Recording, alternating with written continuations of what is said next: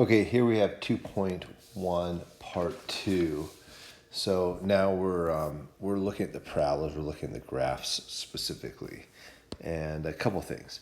So first question is, how many parabolas can go through the same vertex? So let's just think about what we're asking here. Okay, let's just pick a point. So at this point, we could have a parabola here, here, here. We can have a parabola here. So how many parabolas can we have go through that same vertex? Because again, that point that we've made here, that point is the vertex of all those parabolas. How many could we have with that same vertex? Well, the answer is infinite. Infinite many. But what features would make these parabolas different? So if I have the same vertex, I have all these parabolas, just look at the different colors I did there. What things are different? Well, number one is the vertical or horizontal.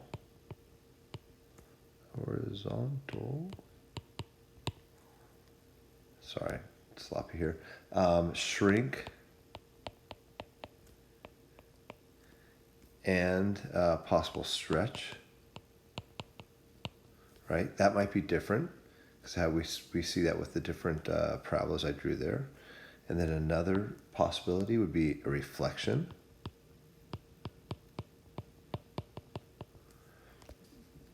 Or the a is greater than 0, a is less than 0.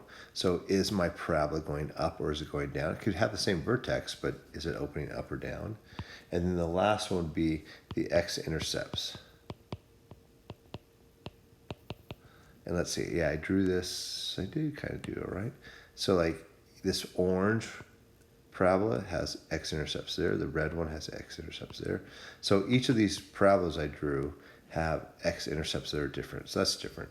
What's the same about them? Well, the number one thing that's the same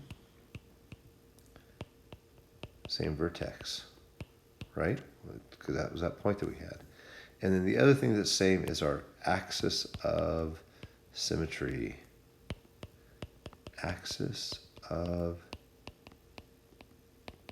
symmetry. Okay, that's going to be the same. This axis, let's see what color, I've used all the colors, I'm just going to use red. This, if I have a vertex, that axis of symmetry goes through it, doesn't matter how many parabolas I draw off of that, okay, that axis of symmetry stays the same. All right. Okay, we're going to do some problems here. Find the equation for quadratic function with the vertex of 1, negative 3, and it goes through this point. So that's a vertex, but it goes through that point. So we'll do vertex version first. So f of x equals ax minus h squared plus k. Okay, f of x equals ax, there's my vertex, minus 1 squared minus 3, right? 1, 3. F of x equals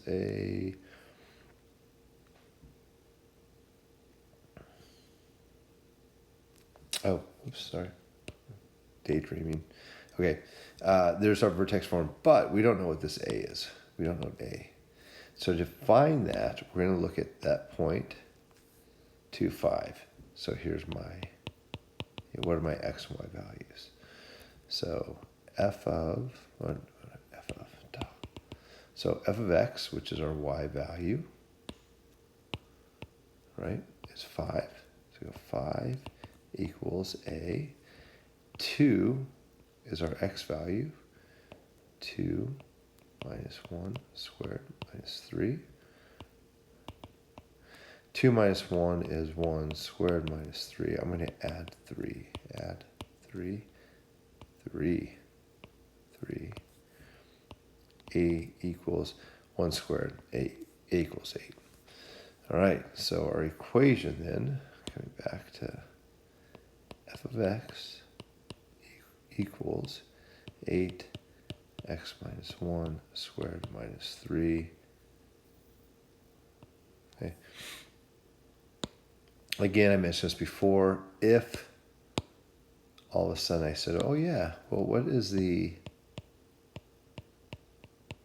general form of this equation? F of x equals 8. And we're going to take this piece here as x squared minus 2x plus 1 minus 3. F of x equals 8x. I'm going to distribute here, here, and here.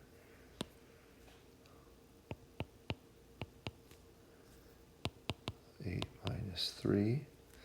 So f of x equals 8x squared minus 16 plus 5.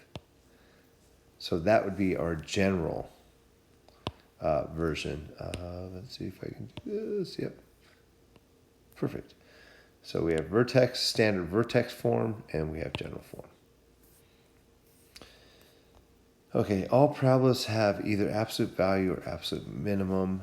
When a parabola, when will a parabola have absolute maximum? They'll have an absolute maximum when the parabola is aiming down, facing down, when the parabola is sad. Okay, that is when x is less than 0. It's negative. Right? So if the parabola is negative, it's sad, it's facing down. And it's this point right here is the absolute max. Now, minimum. This is when our parabola, when a is greater than 0.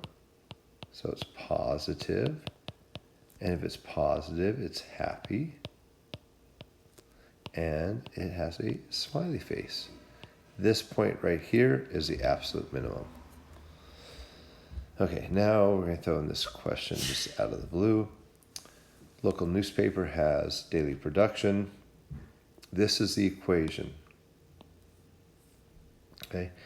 While this equation is written like that, it can also be written like this.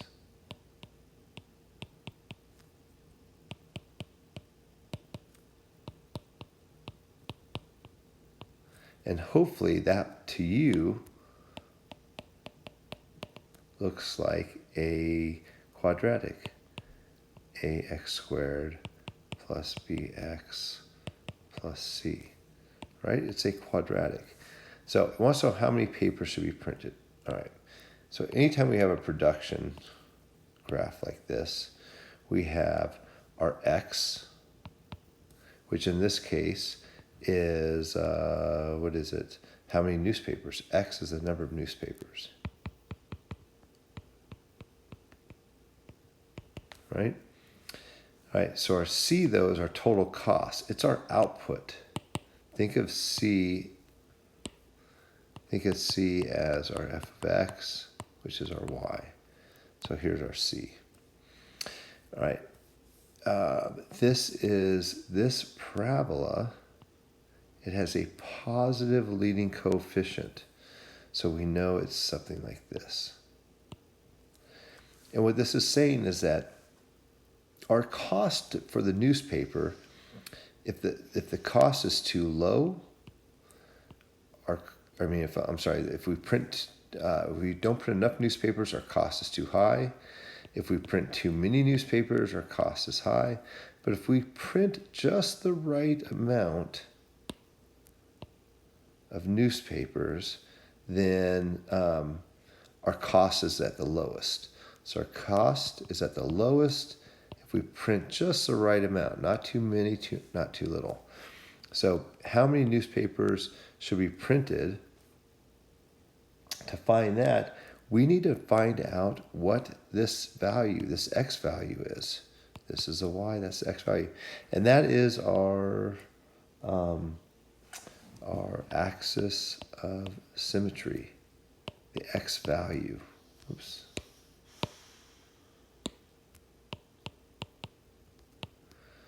Okay, so let's figure out what that is. Negative b over 2a, negative 108 over 2 times 0.06, that's our a. And you don't have to get your calculator out, I'll tell you right now, that's 900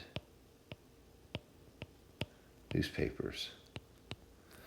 All right, then the second question, though, is this one right here. What is the minimum cost? So again, this is our cost. So what's our y value here? So to find that, we go up to our original equation, it's just called f of x, equals 0.06, and then our x right here, x equals, so 900 squared minus 108 times 900 plus 55,000. And I'm not going to make you get the calculator out. I'm going to tell you that f of 900 equals, what was it? 6,400. Okay, so that would be what is the minimum cost. Okay, I gotta stop.